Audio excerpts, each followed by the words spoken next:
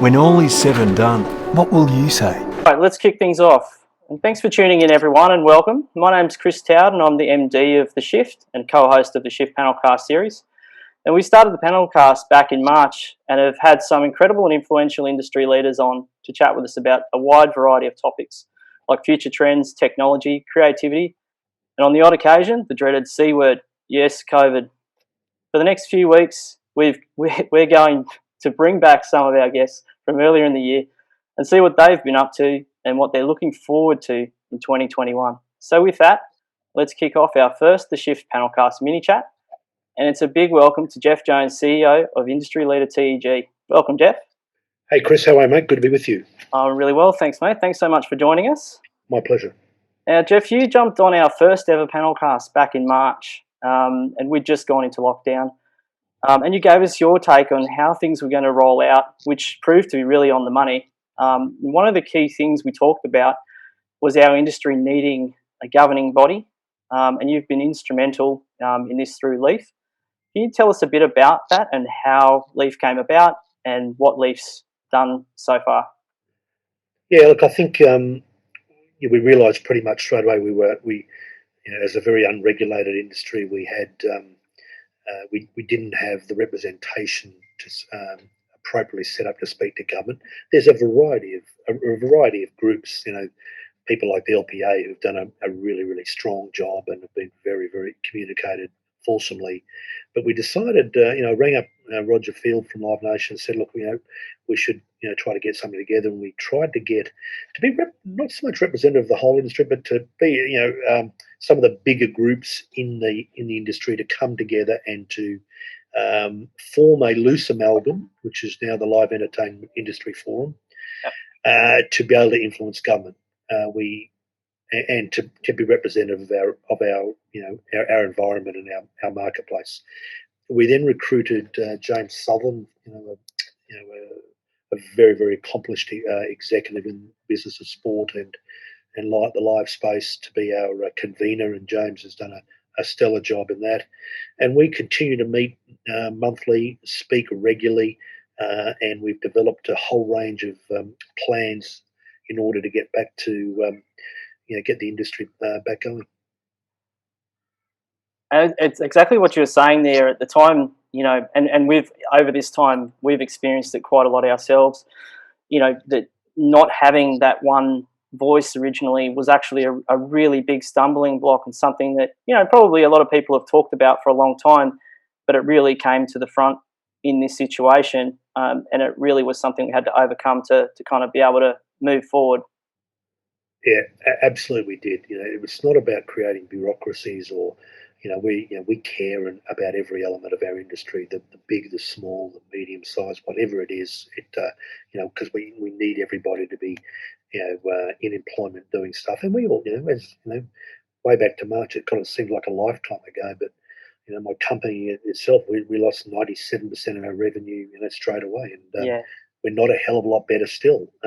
We've got some coming back in now, but not a lot. And I'm pretty sure we're indicative of many in the industry. So we needed to go to government. Today I'm speaking with some of the other LIEF guys, with the Minister for the Arts, Paul Fletcher. We've spoken to the Prime Minister's office, the Treasurer's office, and a whole variety. And we will continue to do so, and to continue to push hard for things like an extension to JobKeeper for our industry.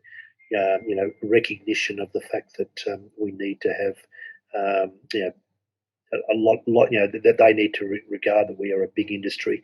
We commission through LIEF a broad range Ernst & Young report on the fabric of the industry, what makes it up. And I think that report alone got a lot of traction, and people to stand up and look and go, oh yeah, this is a big industry, and we need to take notice of it. Absolutely. And you say, obviously you came together as some of the, probably the leading companies in our industry in the country, but that really did flow down into all of the other companies within the industry, whether they're involved in that directly or not. So it was a fantastic thing, and like you say, these start to become more formalised, and I think that we start to be taken a bit more seriously, maybe. Yeah, no, I definitely Yeah. agree with that. I think if you get them, and we took an approach of trying to both at federal and state level and variety of state governments. So Yeah.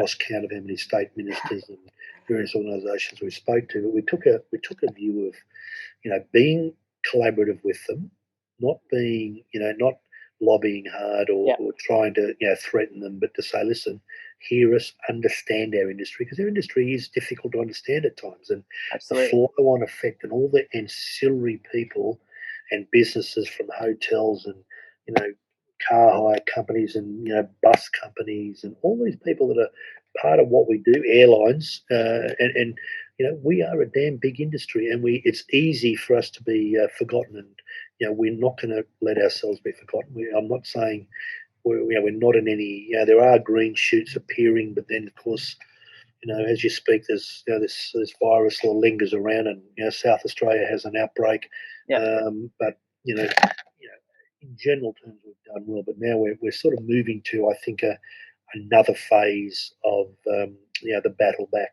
which I can call the sort of what I call the test event and have a go phase is what we're Yeah. calling it. I think with that, and I was actually just going to ask you about that. So originally, we did talk about TEG dropping 97% of their business, but with regard to TEG, you've just launched the first arena show since March with Ocean Alley, Bernard Fanning, and Matt Corby.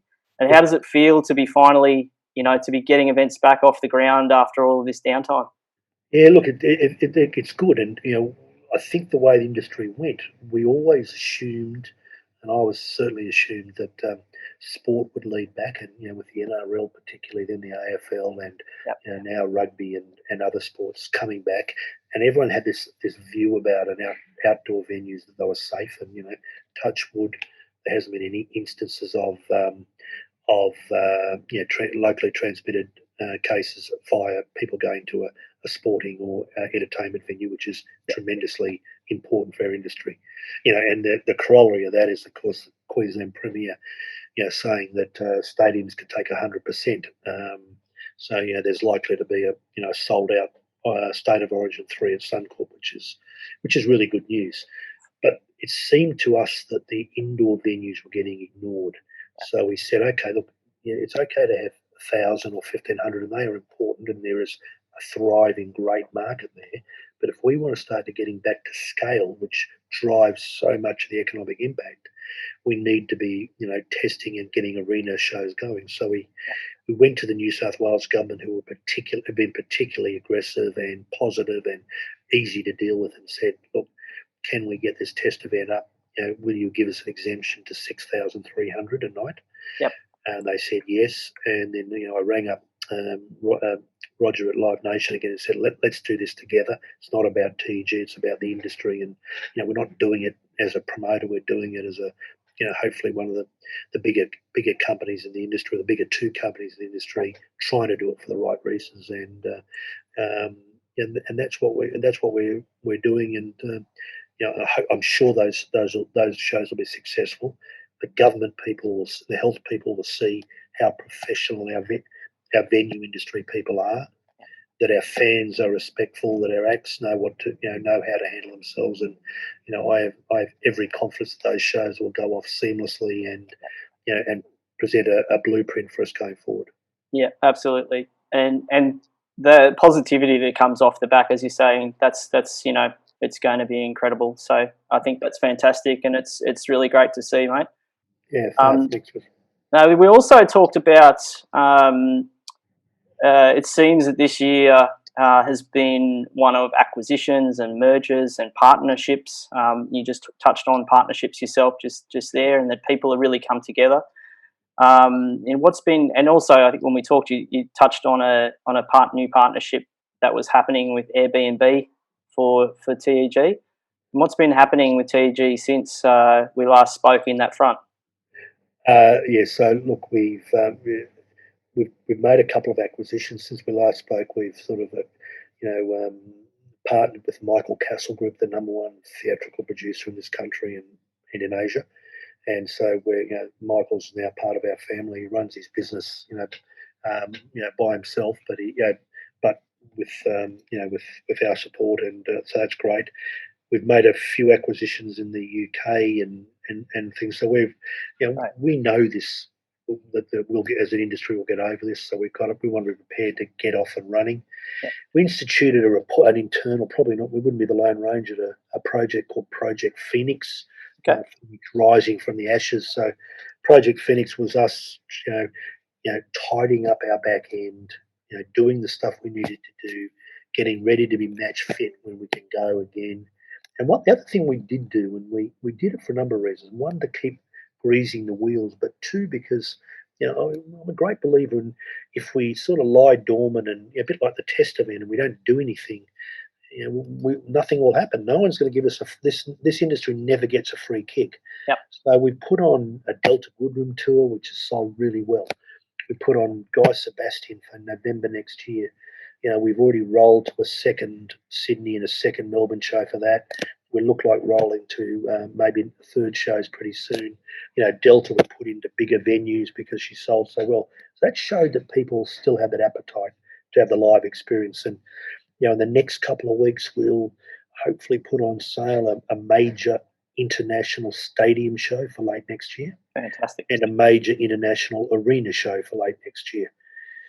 These are big acts that we were going, okay, let's get them on sale now. We're not trying to be smart Alex. What we're doing is, trying to instill confidence. And, I firmly believe on the international level, our industry has a chance to lead the world, because, we're that far ahead of, in the COVID cycle of ahead of the US and the UK, that I think we have a real unique opportunity to show what Australia has to offer, show how professional our industry at every level is.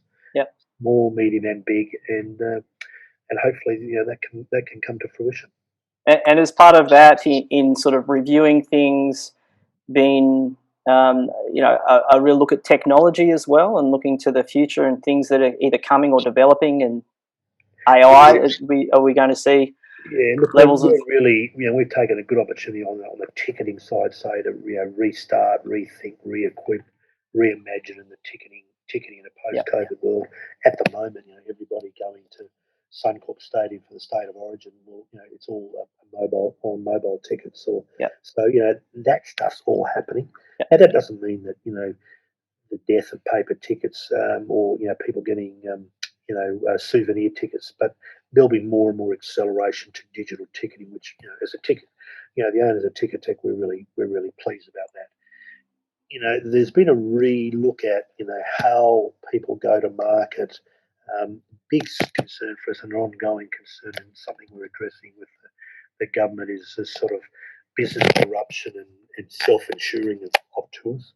Yeah. So that if we're curtailed, that it's very difficult. You can't insure against COVID, but yes, I think in the UK and certainly in some European countries, the government are underwriting that. So that's a real focus of LIEF. Some work to do there, yeah. Yeah, work to do there, but a really important, on behalf of all of us to do that. We're waiting, and I know a number of the people, who listen to the podcast will, there was this RISE funding, the funding coming out of the Arts, Department of Arts. Yes. That's been, how do I describe it? That's been disappointing how slow that has been. Yeah, I was going to ask about that. We'll gently sort of say to the minister that we're disappointed how slow that has been. We are very sceptical about where that money will go. Whether it will go to the government-funded segment, which is a very worthy segment, don't get me wrong, but whether the commercial segment will get any of that or much of that, I've got my personal views, which are not, I'm not confident about it. But I don't know that for a fact, so we're waiting to see. But no, we're certainly still taking up the fight. We're liaising with people. We're doing the best we can to provide a semblance of leadership, be that good or bad, hopefully more good than bad, to our industry. Well, that's fantastic. Hopefully we start to see that something coming through from that. Last question I'll have for you, Geoff. Is there any other sort of bright lights in the future for you guys that you want to touch on, or anything you want to talk about, whether it's yourselves or something else you're seeing that's look, I think great for the industry? There's green shoots, no bright lights yet. Yep. I think the bright light we will come back strong as ever. Yep. People realise how important the live space is, and how you cannot replicate live. You talk about AI, you talk about streaming and all that stuff, drive-in shows, etc. And I applaud people's innovation and getting that stuff going, but it doesn't replace the live experience, which keeps us all in a job. So that's a good thing. Yeah. I think the biggest bright light is the vaccine. You saw how the equity markets reacted to that. Yeah. That's not going to come overnight, but hopefully that the prospect of that coming is good. We've got to really work hard with government to be able to get international artists into our country, and I'm confident that the government will come to the party there, and that's incumbent upon us to show them how professional we are. And I know, having known you for a while now, and knowing your company, and many like you are just relatively reasonably small enterprises, but of the highest quality in your professionalism, and that's what our the Australian events industry and the live industry is about. We're the best. I'd stack us up against anybody in the world. Absolutely. So, proudly do that. We should never be bashful about saying that. I'm not going to go out and puff our chests out, but I think we should all be very proud of what our ability to act rationally and to put on quality. Yeah, and I think some of the things we've seen in the market, has been really positive in that sense. And I think, as you say, our industry, if any industry, is able to adapt, and what we're seeing, is exactly that. So, Good. that's fantastic. Well, thanks so much, mate. That's awesome. Nice to chat with you, Geoff, and all the best for the gig in a couple of weeks. And I'm sure your team will do an amazing job. And thanks for joining us for the Shift PanelCast mini chat. My pleasure, Chris. Thanks for having me, mate, and good luck to you and everyone else. You're welcome, mate. And thanks everyone for tuning in. Feel free to join the PanelCast Facebook industry group and follow us on LinkedIn. And we'll be back with a few more catch-ups over the coming weeks before kicking off a new PanelCast series next year. Thanks, everyone.